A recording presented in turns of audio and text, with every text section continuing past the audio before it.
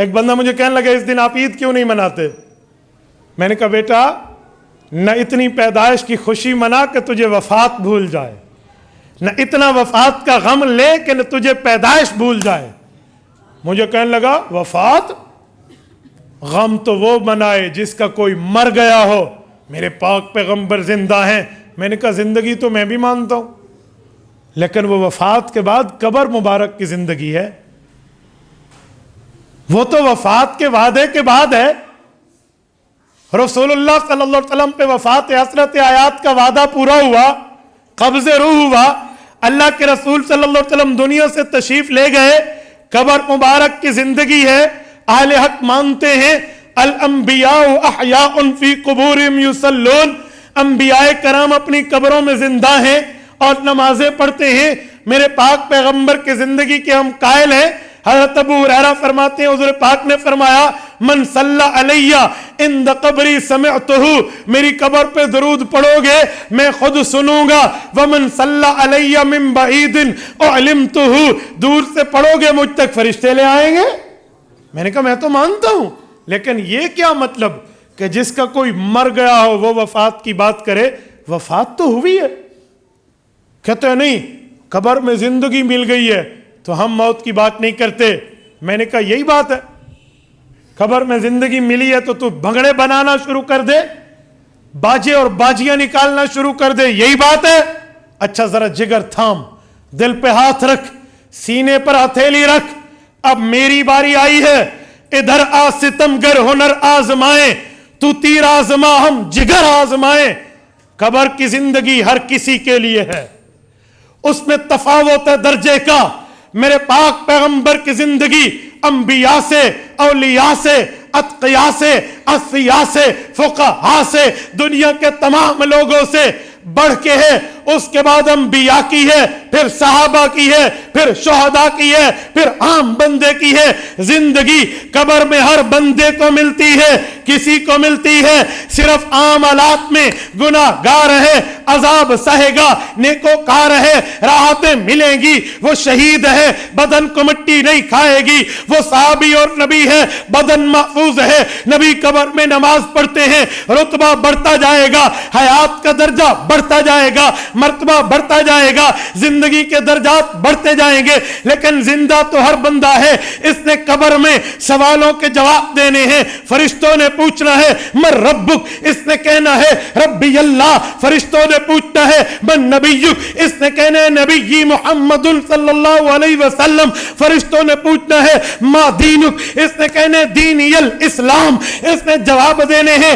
زندہ تو ہر ہے، اگر تو کہتا ہے قبر میں جا کر پیغمبر زندہ ہے، ہم وفات کے غم کی بات نہیں کرتے، پھر ہمت کر، جرات کر، طاقت دکھا، سکت دکھا، قوت کو ظاہر کر۔ جب تیرے ابو فوت ہو جائیں اور امی کا جنازہ اٹھے، یہ بھی قبر میں سوالات و جوابات کے لیے زندہ ہوں گے۔ تو ڈھول بجانا، زندہ ہوں گے تو باجے بجانا، زندہ ہوں گے تو بھنگڑے ڈالنا، زندہ ہوں گے تو چراغاں کرنا، زندہ ہوں گے تو جھنڈیاں لگانا۔ کہنا غم تو وہ منائے جس کا کوئی مر گیا ہو، اور قبر میں زندگی مل جاتی ہے، کرے گا تو؟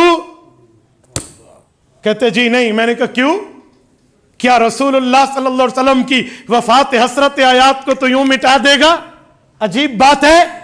اللہ کے رسول صلی اللہ علیہ وسلم کی وفات کا صدمہ جب صحابہ پہ آیا تھا، خدا کی قسم ایک صحابی ہل لگا رہے تھے، ہل چلا رہے تھے اپنی کھیت میں۔ کسی نے بتایا آج اللہ کے پیغمبر دنیا سے رخصت ہو گئے۔ اس نے ہاتھ آسمان کی طرف اٹھائے، کہا اللہ تیری آنکھیں، مجھے جو تو نے مجھے آنکھیں دی ہے یہ بہت بڑی نعمت ہے، میں ناشکری نہیں کرتا، دست بستہ عرض کرتا ہوں اللہ مدینہ جاتا تھا، ان آنکھوں سے سرور دو عالم کی زیارت کر کے، شربت دیدار پی کے اپنی آنکھوں کو زیارت نبوی کا سرما لگاتا تھا۔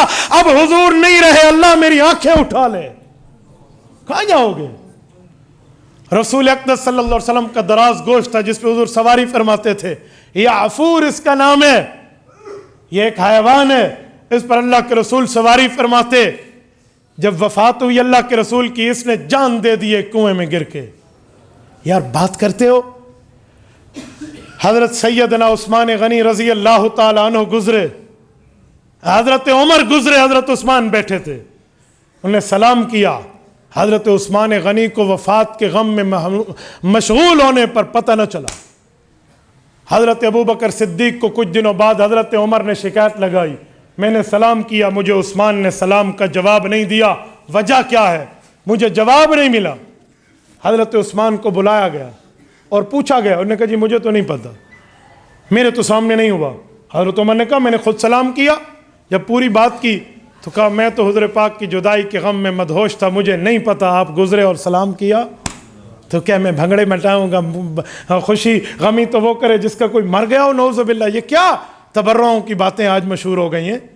اور میں ایک بات اور کرتا ہوں، جب رسول اللہ صلی اللہ علیہ وسلم دنیا سے گئے ہیں، آقا نامدار کی 7 اولادیں ہیں، 3 بیٹے ہیں، 4 بیٹیاں ہیں، سیدہ رقیہ، سیدہ زینب، سیدہ رقیہ، سیدہ ام کلثوم، سیدہ فاطمہ، اور یہ حضور کی 4 بیٹیاں رضی اللہ عنہن، اور پیغمبر اسلام کی 3 بیٹے ہیں، حضرت قاسم، دوسرے کا نام ہے عبداللہ، اسے طیب و طاہر بھی کہتے ہیں، مطیب و مطہر بھی کہتے ہیں، 5 نام ہیں، حضرت عبداللہ، اور تیسرے بیٹے کا نام ہے حضرت ابراہیم رضی اللہ عنہم۔ پیغمبر اسلام کی سب اولادیں دنیا سے رخصت ہو گئی تھی حضور کی موجودگی میں، سوائے حضرت فاطمہ الزہرا کے رضی اللہ عنہا۔ ایک حضرت فاطمہ الزہرا اس دھرتی پر زندہ تھیں، اپنے والد مکرم کے غم کو، جدائی کے صدمے کو حضرت فاطمہ نے کیسے بیان کیا ہے؟ فرماتی تھی صبت علی مصائب لو انہا، اللہ اکبر، اے کاش آپ کو عربی آتی اور اس جملے میں آپ اتر کے اس میں غم کی فیلنگز کا احساس کرتے کہ اماں زہرا کیا فرما رہی ہیں۔ صبت، یہ میں یوں انڈیل دوں نا، یہ گلاس پانی بہ دے ہوتے ویٹ دیتا ہے، اس کو کہتے ہیں سبا یا سبو، برسا دینا۔ انا سببنا الماء سبا، قرآن کہتے ہیں ہم نے پانی برسایا ہے آسمان سے۔ صبت علی مصائب لو انہا، اماں فرماتی ہیں، اماں فاطمہ رضی اللہ عنہا، میرے والد مکرم کی جدائی نے میرے اوپر غموں کو بہا دیا، یوں برسا دیا۔ صبت علی الایامی سرنا لیالیا، روشن دن پر یہ دکھ آتے تو وہ کالی رات بن جاتا، روشن دن پر یہ دکھ آتے وہ کالی رات میں بدل جاتا، سرنا لیالیا۔ اور اسی مہینے میں وفات رسول اللہ کی، اور میں خوشی خوشی کی بات کر کے وفات کو ہٹا دوں۔ تبارك الذي نزل الفرقان على عبده ليكون للعالمين نذيرا